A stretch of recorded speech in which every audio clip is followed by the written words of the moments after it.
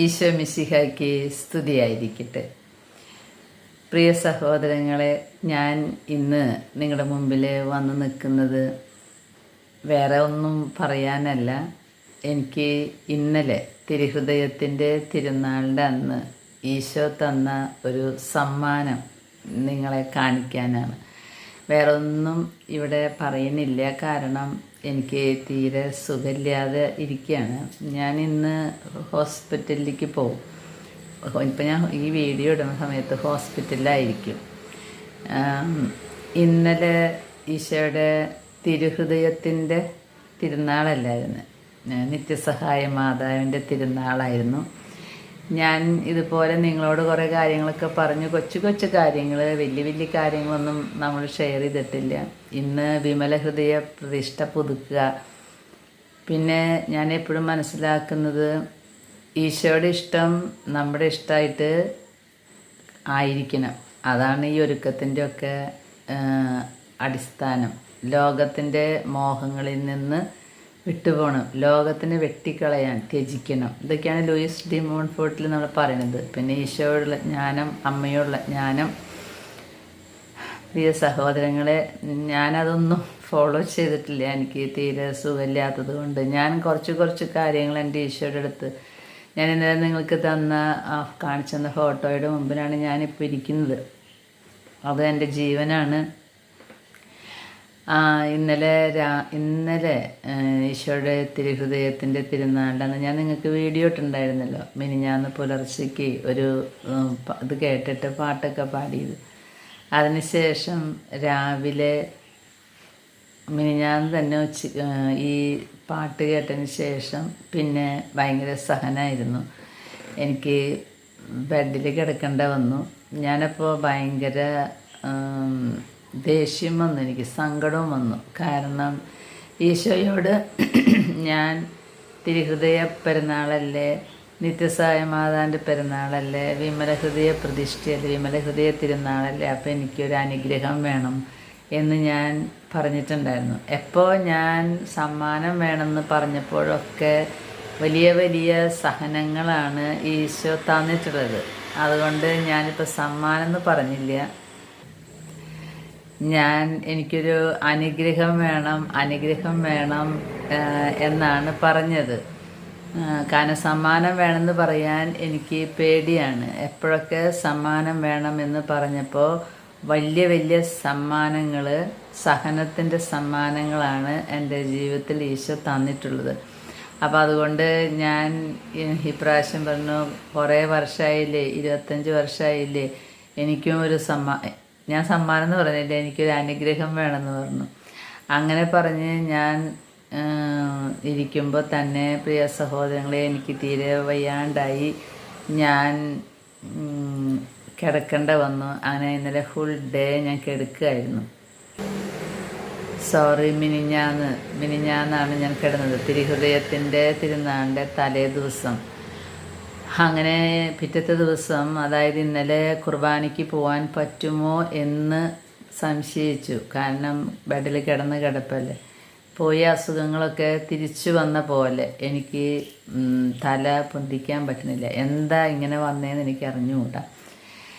ആ സമയത്ത് ഞാൻ ശരിക്കും ഈശോയോടുള്ള ഒരു തുറന്ന മാപ്പ് പറയൽ കൂടിയാണിത്. ഈശോയെ ഞാൻ കുറേ ഷൗട്ട് ചെയ്തു, കുറേ വിഷമം പറഞ്ഞു, ദേഷ്യപ്പെട്ടു. ഞാൻ പറഞ്ഞു, എപ്പോഴും ഓരോ പെരുന്നാൾ വരുമ്പോഴും സമ്മാനം ചോദിച്ചു കഴിഞ്ഞാൽ ഓരോ സഹനം തരും. ഈ ഒരു സഹനം, തലയ്ക്ക് വരുന്ന അസുഖം എനിക്ക് ഭയങ്കര വിഷമമാണ്. കാരണം പിന്നെ എനിക്ക് എഴുന്നേൽക്കാൻ പറ്റില്ല, മറ്റുള്ളവർ എൻ്റെ കാര്യങ്ങൾ നോക്കണം. ഞാൻ പറഞ്ഞു, ക്യാൻസർ മാറാൻ ഞാൻ പ്രാർത്ഥിച്ചിട്ടില്ലല്ലോ നിന്നോട്. ഞാൻ പറഞ്ഞു, ക്യാൻസർ മാറാമെന്ന് ഞാൻ പ്രാർത്ഥിച്ചിട്ടില്ല. എനിക്ക് പെട്ടെന്ന് തന്നെ നിൻ്റെ അടുത്ത് വരാൻ ഭയങ്കര ഇഷ്ടമാണ്. പക്ഷേ ഈശോയ്ക്ക് എന്തോ എൻ്റെ ജീവിതത്തിൽ ചെയ്യാനുണ്ട്. അതുകൊണ്ടാണല്ലോ എന്നെ ഇവിടെ ഇപ്പോൾ നിർത്തിയിരിക്കുന്നത്. അല്ലെങ്കിൽ ഇത്രയും വലിയൊരു അവസ്ഥ കഴിഞ്ഞ് ഞാൻ ഒരിക്കലും തിരിച്ചു വരുന്ന ഞാനും നാട്ടുകാരും ലോകവും പ്രതീക്ഷിച്ചിട്ടില്ല. എൻ്റെ ഈശോ ഇങ്ങോട്ട് കൊണ്ടുവന്നു. ഞാനപ്പോൾ ഈശോയോട് ദേഷ്യപ്പെട്ടു. നിന്നോട് ഞാൻ ക്യാൻസർ മാറണമെന്ന് പറഞ്ഞിട്ടില്ലല്ലോ, ജീവൻ തിരിച്ചു തരണമെന്ന് ഞാൻ പറഞ്ഞിട്ടില്ലല്ലോ. പക്ഷേ എനിക്ക് ഈ തലയുടെ പ്രശ്നം വരരുതെന്ന് ഞാൻ പറഞ്ഞിട്ടില്ലേ? അങ്ങനെ വന്നാൽ എനിക്ക് കുർബാന മുടങ്ങില്ലേ? നീ എന്തിനാ ഇവിടെ ഇങ്ങനെ എൻ്റെ കൂടെ ഇരുന്നിട്ട് കാര്യം എന്നൊക്കെ കുറേ ഞാൻ ഈശോയോട് ദേഷ്യപ്പെട്ടു. പിന്നെ എനിക്ക് ദേഷ്യപ്പെട്ടല്ലോ എന്നോർത്ത് സങ്കടപ്പെടാനൊന്നും എനിക്ക് നേരം കിട്ടിയില്ല. കാരണം ഞാൻ ഭയങ്കര സുഖമില്ലാത്ത അവസ്ഥയിലായിരുന്നു. അങ്ങനെ ഇന്നലെ രാവിലെ എഴുന്നേറ്റപ്പോഴും എൻ്റെ അവസ്ഥകൾക്കൊന്നും മാറ്റം വന്നിട്ടില്ല. പക്ഷെ എന്നാലും എനിക്ക് എങ്ങനെയെങ്കിലും കുർബാനയ്ക്ക് പോകണം, തിരുഹൃദയത്തിൻ്റെ തിരുനാളല്ലേ. അപ്പം ഞാൻ പറഞ്ഞു, ഞാൻ കുർബാനയ്ക്ക് പോവുക, ഇനി വേണമെങ്കിൽ അവിടെ പള്ളിയിൽ തന്നെ വെച്ചിട്ട് ഇതെല്ലാം അവസാനിപ്പിച്ചോ. ഞാൻ എപ്പോഴും പറയും പള്ളിയിലിരുന്ന് മരിച്ച എനിക്കിഷ്ടമാണ്. അപ്പം ഞാൻ പറഞ്ഞു പള്ളിയിലിരുന്ന് എന്തെങ്കിലും ഉണ്ടായിക്കോട്ടെ, ഞാൻ പോവുക എന്ന് പറഞ്ഞ് ഞാൻ കുർബാനയ്ക്ക് പോകാൻ വളരെ വിഷമിച്ചിട്ടാണ് ഞാൻ കുർബാനയ്ക്ക് പോയത്.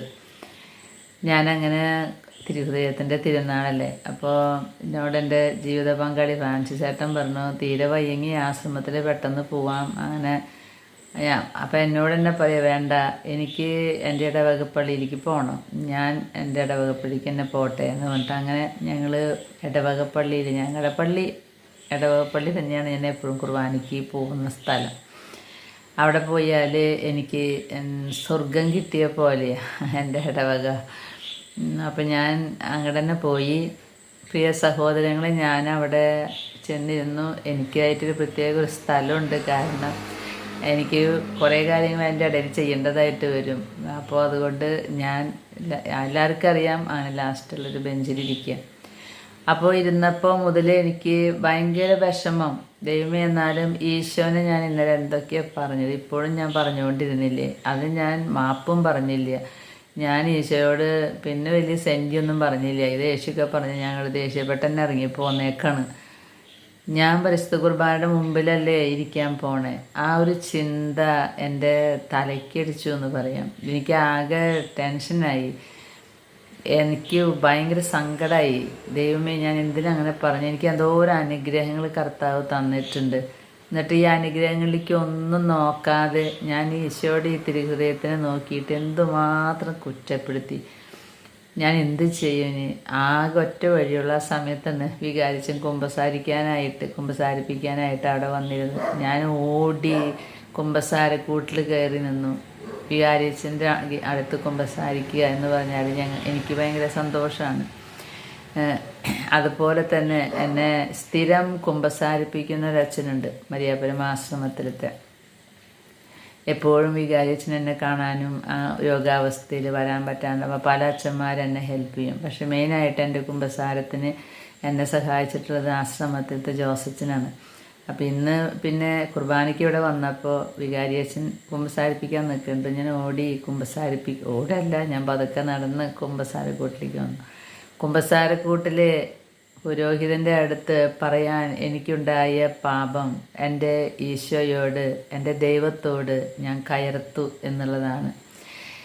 പ്രിയ സഹോദരങ്ങൾ, എനിക്ക് അതുവരെ അത്ര വിഷമമൊന്നും ഉണ്ടായിരുന്നില്ല. പക്ഷെ കുമ്പസാരക്കൂട്ടിൽ കയറിയിട്ട് എൻ്റെ പാപം പറയാൻ തുടങ്ങിയപ്പോൾ എവിടെ നിന്നാണെന്നറിയില്ല.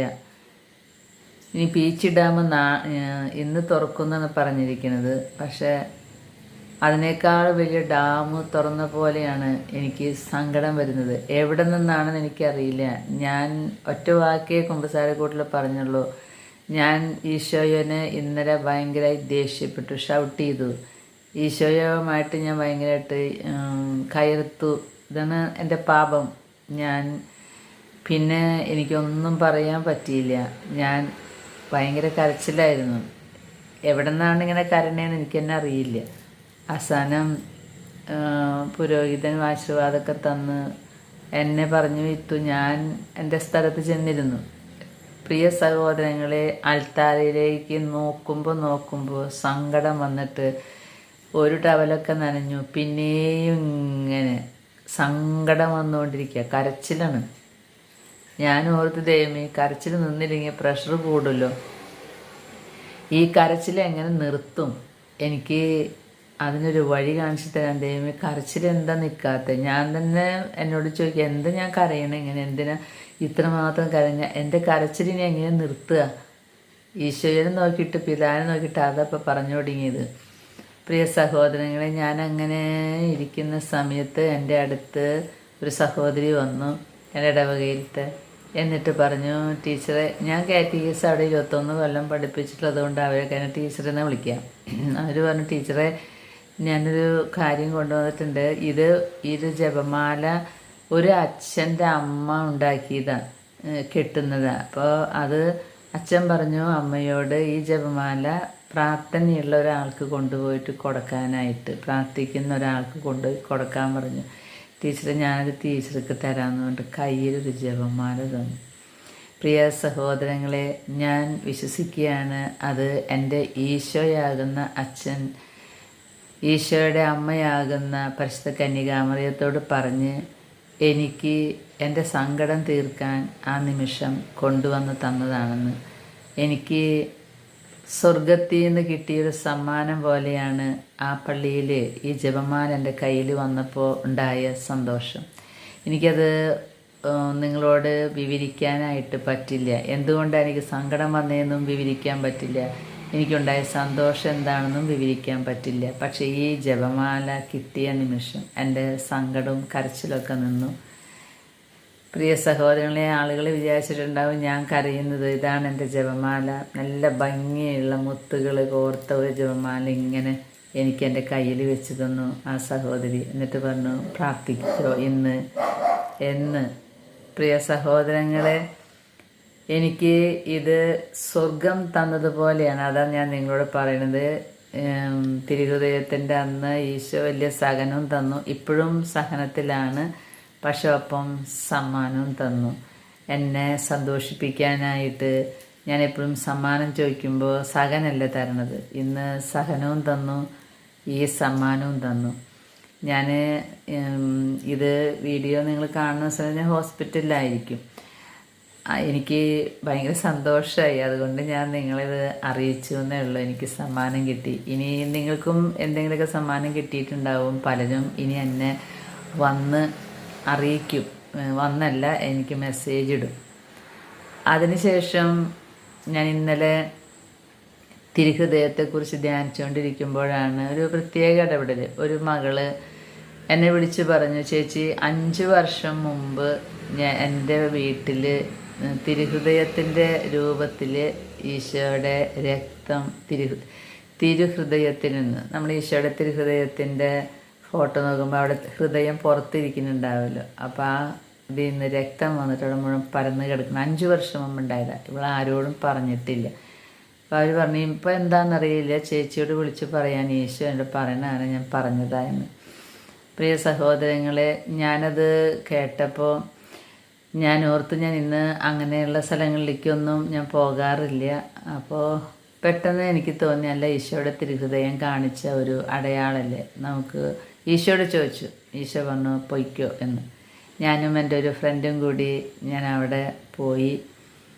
അപ്പോൾ അത് കണ്ടു. ഈശോയുടെ തിരുഹൃദയത്തിൻ്റെ ചില്ലിട്ട ഫോട്ടോയുടെ ഉള്ളിൽ ഈശോയുടെ തിരുരക്തം ആ കുട്ടിക്ക്. ഈശോ അത് ഓരോരുത്തർക്ക് പേഴ്സണലായിട്ട് ഓരോരോ കാര്യങ്ങൾ, അടയാളങ്ങൾ കാണിച്ചു കൊടുക്കുന്നതാണ്. 5 വർഷങ്ങൾക്ക് മുമ്പ് ഉണ്ടായതാണ്. ഞാനത് കണ്ടപ്പോൾ എനിക്ക് തോന്നി, ഈശോ നമ്മുടെ ഉള്ളിൽ മാത്രമല്ല, നമ്മുടെ ഒപ്പം നമ്മുടെ ജീവിതത്തിലുണ്ട്.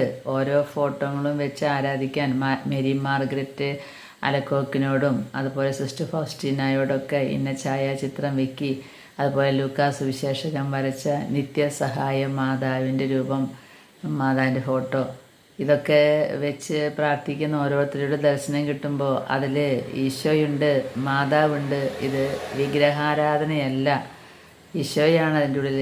ഈശോ നമ്മുടെ ദൈവമാണ്. ദൈവത്തിൻ്റെ ഫോട്ടോ വയ്ക്കുന്നത് വിഗ്രഹാരാധനയല്ല. അന്യ ദൈവങ്ങളുടെ ഫോട്ടോവും ഈശോയ്ക്ക് ഇഷ്ടമില്ലാത്ത ആളുകളെയൊക്കെ പ്രതിഷ്ഠിക്കുമ്പോഴാണ് അത് വിഗ്രഹാരാധനയാകുന്നത്. അങ്ങനെ ഞാനൊരു ഈശോയുടെ അടയാളം ഈ ദിവസം കണ്ടു. പിന്നെയും കുറച്ച് കാര്യങ്ങൾ അവിടെ കണ്ടു. അതെനിക്ക് മനസ്സിന് ഭയങ്കര സന്തോഷമായി. അപ്പം ഞാൻ ഈശോയുടെ 2 അടയാളങ്ങൾ പറഞ്ഞു. ഇന്ന് പരിശുദ്ധ അമ്മയുടെ വിമല ഹൃദയ പ്രതിഷ്ഠ പുതുക്കേണ്ട ദിവസമാണ്. ഇന്ന് ഞാൻ വിമല ഹൃദയ പ്രതിഷ്ഠ ഇവിടെ വായിക്കുന്നില്ല. എനിക്ക് സുഖമില്ലാത്തത് കൊണ്ട് നിങ്ങളെല്ലാവർക്കും അറിയാം, നിങ്ങളുടെ കയ്യിലുണ്ടാവും വിമല ഹൃദയ പ്രതിഷ്ഠ. ഇന്ന് നിങ്ങൾ മാതാവിൻ്റെ വിമല ഹൃദയത്തിൻ്റെ അല്ലെങ്കിൽ മാതാവിൻ്റെ നാമത്തിലുള്ള ഏതെങ്കിലും പള്ളികളിലോ പോയിട്ട് വിമല ഹൃദയ പ്രതിഷ്ഠ പുതുക്കാം. ഞാൻ പുലർച്ചയ്ക്ക് രാജഗിരിയിലാണ് ഇപ്പോൾ ടെസ്റ്റിനും മറ്റും വന്നിരിക്കുകയാണ്. പരിശുദ്ധാമ്മയുടെ വിമല ഹൃദയം എൻ്റെ ഒപ്പം ഉണ്ടെന്ന് എനിക്ക് അറിയാം. ഞാൻ നിങ്ങളോട് പറഞ്ഞിരുന്നല്ലോ, ഈ ദിവസങ്ങളിൽ കുറച്ച് ദിവസങ്ങൾക്ക് മുമ്പ് പരിശുദ്ധാമ്മയുടെ വിമല ഹൃദയത്തിൻ്റെ എലിസബത്ത് സാൻഡായോട് പറഞ്ഞ പരിശുദ്ധാമ്മയുടെ വിമല ഹൃദയത്തിൻ്റെ സ്നേഹാഗ്നി ജ്വാല, അതിനെ ബേസ് ചെയ്തിട്ടുള്ള ഒരു സ്റ്റാച്ചു, വളരെ ഭംഗിയുള്ളൊരു സ്റ്റാച്ചു വിദേശത്ത് നിന്നും ഒരു മകൻ ആൾക്ക് വേണ്ടി കൊണ്ടുവരിച്ചതാണ്. അത് യാദൃശ്ചികമായിട്ട് എൻ്റെ വീട്ടിലാണ് ഇപ്പോൾ ഇരിക്കുന്നത്. ഞാൻ ആ കുട്ടിയോട് പറഞ്ഞിട്ടുണ്ട്, ഇത് എൻ്റെ വീട്ടിലിരിക്കണം, വിമല ഹൃദയ തിരുനാളല്ലേ വരുന്നത്, ആ സമയത്ത് എൻ്റെ വീട്ടിലിരിക്കാൻ വേണ്ടിയിട്ടാണ് മാതാവ് വന്നേക്കണേ. 2 ആഴ്ചയായി ഞങ്ങൾ അതിൻ്റെ മുമ്പിലാണ് പ്രാർത്ഥിക്കുന്നത്. ഞാൻ അതിൻ്റെ വീഡിയോ നിങ്ങൾക്ക് ഇതിൻ്റെ കൂടെ ചേർത്ത് തരാം കേട്ടോ. അപ്പോൾ വിമല ഹൃദയ തിരുനാളിൻ്റെ അന്ന് ഞാനിവിടെ ഇല്ല എങ്കിലും എൻ്റെ അമ്മേൻ്റെ കൂടെ ഉണ്ടല്ലോ, അമ്മേൻ്റെ മനസ്സിലുണ്ട്, ഈശോയുണ്ട്. ഓരോ ചെക്കപ്പുകൾ കഴിയുമ്പോഴും അമ്മ തന്നെയാണ് എൻ്റെ അടുത്ത് നിൽക്കുന്നത്. അമ്മയില്ലെങ്കിൽ പിന്നെ ഞാൻ ഉണ്ടാവില്ല. ഈശോ എപ്പോഴും അമ്മയുടെ കൈകളിലല്ലേ എല്ലാം കൊടുത്തിരിക്കുന്നത്. നിത്യസഹായ മാതാവിൻ്റെ വലിയ അനുഗ്രഹം നമ്മുടെ ജീവിതത്തിലൊക്കെ ഉണ്ടാകട്ടെ. നമുക്ക് അറിയാലോ ആ ചിത്രത്തിൻ്റെ ഒരു ഹിസ്റ്ററി. ഈശോ ചെറുപ്പകാലത്ത് ഓടിക്കളിച്ചുകൊണ്ടിരിക്കുമ്പോൾ മിഖായേൽ മാലാഖയും ഗബ്രിയേൽ മാലാഖയും ഈശോയുടെ പീഡാസഹനത്തിൻ്റെ ആയുധങ്ങളായ കുരിശും ഒരു മാലാഖയുടെ കയ്യിൽ ഈശോയുടെ തിരുവിലാവ് പിളർക്കാൻ ഉപയോഗിക്കുന്ന കുന്തവും കൊണ്ടാണ് വന്നത്. അത് കണ്ടപ്പോൾ ഈശോ പേടിച്ച് അമ്മയുടെ ഒക്കത്തേക്ക് ഓടിക്കയറി. അപ്പോൾ ഓടിക്കയറിയപ്പോൾ ഈശോയുടെ ചെരുപ്പിൻ്റെ വള്ളി, ചെരുപ്പ് വാറ് പൊട്ടി എന്നത് കാണിക്കും. ചെരുപ്പിൻ്റെ ഒരു ചെരുപ്പ് വീണ് പോയിട്ടുണ്ട്. അപ്പോൾ ഈശോയുടെ ആ ഓടിക്കയറുന്ന സമയത്ത് പരിശുദ്ധ അമ്മ ഈശോയെ അടുത്ത കയ്യിലെടുത്ത് അമ്മയുടെ വലത്ത് കയ്യിൽ ഈശോയുടെ കരങ്ങൾ കാണാം. 2ാം വരവിൻ്റെ ഒരു മുന്നോടിയായിട്ട് വേണമെങ്കിൽ കാണാം. അവസാന കാലത്തേക്ക് അമ്മയുടെ കയ്യിലാണ് ഈശോ എല്ലാം ഏൽപ്പിച്ചിരിക്കുന്നത്. അമ്മയിൽ കൂടെയാണ് ലോകം രക്ഷപ്പെടാനായിട്ട്, ലോകം ഈശോയിലേക്ക് തിരിയാൻ ഈശോ നിശ്ചയിച്ചിരിക്കുന്നത്. ഇത് തന്നെയാണ് കാതറിൻ ലബോറയോടും പറഞ്ഞിരിക്കുന്നത്. അമ്മ എം എന്ന അക്ഷരത്തിൻ്റെ മുകളിൽ കുരിശ്, അതിൻ്റെ ഉള്ളിൽ എം, ഇതൊക്കെ നമ്മൾ കണ്ടു കഴിഞ്ഞതാണ്. അപ്പം അമ്മയും മകനും ഒന്നാണ്. അമ്മയെ പിരിപ്പിക്കാൻ ആരും നോക്കിയാലും രക്ഷയില്ല. ഇന്ന് പരിശുദ്ധ അമ്മയുടെ വിമല ഹൃദയ തിരുനാൾ. നിങ്ങൾക്ക് എല്ലാവർക്കും അമ്മയുടെ ഈശോയുടെ അനുഭവങ്ങൾ ഉണ്ടാകട്ടെ. ഞാനിപ്പോൾ ആയിരിക്കുന്ന സ്ഥലത്ത് നിന്ന് ഞാനും പ്രാർത്ഥിക്കുകയാണ്. പരിശുദ്ധ അമ്മയുടെ വിമല ഹൃദയ പ്രതിഷ്ഠ നമുക്ക് ഇന്ന് മാതാവിൻ്റെ മുമ്പിൽ പ്രതിഷ്ഠ പുതുക്കി, ലൂയിസ് ഡി മോൺഫോർട്ടിൻ്റെ അവിടെ ഒരു പേപ്പർ തന്നിട്ടുണ്ടല്ലോ, ഒരു പത്രിക, അതിൽ നമ്മൾ പ്രാർത്ഥിച്ചിട്ട് നമ്മുടെ പേരെഴുതി ഒപ്പിട്ട് നമ്മളെ തന്നെ പൂർണ്ണമായിട്ടും പരിശുദ്ധാമ്മയുടെ വിമല ഹൃദയത്തിലേക്ക് ഏൽപ്പിക്കാം. നമ്മളെ മാത്രമല്ല, നമ്മുടെ വീടിനെ, നമ്മുടെ വീട്ടിലുള്ളവരെ, നമ്മുടെ എല്ലാം, നമുക്ക് എന്തൊക്കെയുണ്ട്, നമ്മുടെ വികാരിയച്ഛന്, നമ്മുടെ ഇടവകപ്പള്ളിയെ, നമ്മുടെ രാജ്യത്തെ എല്ലാം നമുക്ക് പരിശുദ്ധ അമ്മയുടെ വിമല ഹൃദയത്തിന് പ്രതിഷ്ഠിക്കാം. അമ്മ നമ്മെ ഈശോയുടെ ഹൃദയത്തിൽ കൊണ്ടിരുത്തും. ഇരുത്താതെ നിർവാഹമില്ല. അമ്മയുടെ ഹൃദയത്തിലേക്ക് കയറിപ്പറ്റിയ അമ്മയുടെ ഹൃദയം ഈശോയുടെ ഹൃദയത്തിലെ ആദ്യത്തെ അറിയാണ്. നിത്യരക്ഷ കിട്ടാൻ അമ്മയെ കൂടെ നമുക്ക് ഈശോയുടെ അടുത്തേക്ക് പോകാം. ഞാനിതിൻ്റെ കൂടെ നമ്മുടെ വീട്ടിലുള്ള ആ ഫോട്ടോ നിങ്ങൾക്ക് കാണിച്ചു തരാം കേട്ടോ. ഇതാണ് ആ ഈശോയുടെ ഫോട്ടോ. ഇത് ശ്രദ്ധിച്ച് നോക്കിയാൽ കാണാം, ഈശോയുടെ തിരുഹൃദയത്തിൻ്റെ ഉള്ളിൽ രക്തം വന്നിട്ട് അതിവിടെയൊക്കെ പരന്നിട്ടുണ്ട്. അത് 5 വർഷം മുമ്പ് ഉണ്ടായ കാര്യമാണ്. ഇപ്പോഴും ഈ കുറച്ച് ദിവസം മുമ്പ് ഉണ്ടായ പോലെ അവിടെ ഇരിക്കുകയാണ്. ഈശോ ഓരോ വ്യക്തികൾക്ക് പേഴ്സണലായിട്ട് കൊടുക്കുന്ന കുറേ അനുഭവങ്ങളാണ്. ഇതുപോലെ കുറേ മക്കൾക്ക് കൊടുക്കുന്നുണ്ട്. അതൊന്നും ഒരു പൊതുവായ കാര്യത്തിന് വേണ്ടിയല്ല എന്ന് ഈശോ തന്നെ പറയും. ഓരോരുത്തരുടെ ആത്മീയ ജീവിതം ബലപ്പെടുത്താനൊക്കെ ഈശോയുടെ ഇഷ്ടമനുസരിച്ച് ഈശോ ഓരോരുത്തരെ പ്രവർത്തിക്കുന്നതാണ്. അത് അവരുടെ തന്നെ ഓരോ നിയോഗങ്ങൾക്ക് അല്ലെങ്കിൽ അവരോട് പറഞ്ഞ കാര്യങ്ങൾ ചെയ്യാൻ അവർക്ക് കൊടുത്ത അടയാളമായിരിക്കും ഇത്. പിന്നെയും കുറച്ച് കാര്യങ്ങൾ ഞാൻ അവിടെ കണ്ടു. ഈശോയുടെ തിരുഹൃദയത്തിൻ്റെ ഒരു ഇടപെടൽ കാണാൻ സാധിച്ചല്ലോ എന്നോർത്ത് ഈശോയ്ക്ക് ഞാൻ നന്ദി പറഞ്ഞു. പ്രിയ സഹോദരങ്ങളെ, കർത്താവ് നമ്മുടെ കൂടെയുണ്ട്, പരിശുദ്ധ അമ്മ നമ്മുടെ ഒപ്പമുണ്ട്. ഇതാണ് ഞാൻ പറഞ്ഞ ആ വിമല ഹൃദയത്തിൻ്റെ സ്റ്റാച്യു. അത് ഞാൻ പറഞ്ഞല്ലോ, അത്ഭുതകരമായിട്ട് എന്ന പോലെ ഇത് തലശ്ശേരിയിലുള്ളൊരു മകന് വേണ്ടി അദ്ദേഹം പറഞ്ഞ് വരുത്തിച്ചത്. അങ്ങനെ എല്ലാവർക്കും അത് കിട്ടില്ല. അദ്ദേഹം അങ്ങനെ ആ മകൻ അമ്മയുമായി ഈശോയുമായിട്ട് കുറേ അടുപ്പമുള്ള ആളാണ്. അപ്പോൾ ആ രൂപം തിരിഞ്ഞു മറിഞ്ഞപ്പോൾ എൻ്റെ വീട്ടിലാണ് ഇരിക്കുന്നത്. അമ്മ വിമല ഹൃദയ തിരുനാളിന് മുമ്പായിട്ട് ഇങ്ങോട്ട് വന്നതാണെന്നാണ് ഞാൻ വിചാരിക്കുന്നത്. പക്ഷേ എല്ലാ അമ്മമാരും ഇങ്ങോട്ട് വരുമ്പോൾ സഹനവും കൊണ്ടാണ് വരാറ്. സഹനത്തിൽ പിടിച്ചു നിൽക്കാനുള്ള ശക്തിക്ക് വേണ്ടിയാണെന്ന് തോന്നുന്നു ഈ അമ്മ ഇവിടെ വന്നിരിക്കുന്നത്. അറിയില്ല, അല്ലെങ്കിൽ വിമല ഹൃദയ പ്രതിഷ്ഠ അമ്മയുടെ മുമ്പിൽ തന്നെ നിന്ന് പുതുക്കിക്കോട്ടെ എന്ന് വിചാരിച്ചിട്ടായിരിക്കും. പരിശുദ്ധ അമ്മയെ എന്തുകൊണ്ടാണ് അമ്മ ഇങ്ങനെ എത്ര അത്ഭുതകരമായി ഇവിടെ വന്നത് എന്ന് ഞാനിപ്പോഴും ആലോചിക്കാറുണ്ട്. എന്തായാലും ഈ സുന്ദരി അമ്മയെ കുറച്ച് ദിവസം കാണാനായിട്ട് എനിക്ക് കിട്ടിയല്ലോ. അമ്മയുടെ വിമല ഹൃദയം അമ്മ പുറത്തെടുത്ത് വെച്ചിരിക്കുന്നു. നമുക്ക് അതിൻ്റെ ഉള്ളിലേക്ക് ഓടിക്കയറാം. വിമല ഹൃദയ പ്രതിഷ്ഠ പുതുക്കാം. അമ്മയുടെ ഹൃദയത്തിൽ കയറിപ്പറ്റിയാൽ നമ്മൾ ഈശോയുടെ ഹൃദയത്തിലായി. അമ്മ നമ്മെ ക്ഷണിക്കുകയാണ് ലോകം മുഴുവനെയും അമ്മയുടെ വിമല ഹൃദയത്തിലേക്ക് പ്രതിഷ്ഠിക്കാൻ. നമുക്ക് ഇന്ന് അങ്ങനെ തന്നെ ചെയ്യണം. വിമല ഹൃദയ തിരുനാളല്ലേ. നമ്മെയും നമുക്കുള്ളതിനെയും എല്ലാം, നമ്മുടെ നാടിനെ, നമ്മുടെ ഇടവകയെ, അങ്ങനെ നമുക്കുള്ളതെല്ലാം നമ്മൾ പരിശുദ്ധ അമ്മയുടെ വിമല ഹൃദയത്തിലേക്ക് പ്രതിഷ്ഠിക്കുക. അമ്മ മാതാവ് നമ്മളെ യോഗ്യതയുള്ളതാക്കി ഈശ്വര കരങ്ങളിലേക്ക് കൊടുത്തുകൊള്ളും. അമ്മയുടെ വലിയ സംരക്ഷണം നമുക്ക് ലഭിക്കും വിമല ഹൃദയത്തിലേക്ക് സമർപ്പിച്ചാൽ. ഫാത്തിമയിലെ അമ്മ അതല്ലേ പറഞ്ഞത്, എൻ്റെ വിമല ഹൃദയത്തിലേക്ക് നിങ്ങളെല്ലാവരും വരിക. എൻ്റെ വിമല ഹൃദയം അന്തിമമായിട്ട് വിജയം നേടും. അമ്മയുടെ വിമല ഹൃദയമാണ് നമ്മെ വിജയത്തിലേക്ക് എത്തിക്കുക. പരിശുദ്ധ അമ്മയുടെ എല്ലാവിധ അനുഗ്രഹങ്ങളും നിങ്ങൾക്കുണ്ടാകട്ടെ. എല്ലാ സഹനങ്ങളും പിടിച്ചു നിൽക്കാൻ ശക്തി തരട്ടെ. ആമേൻ.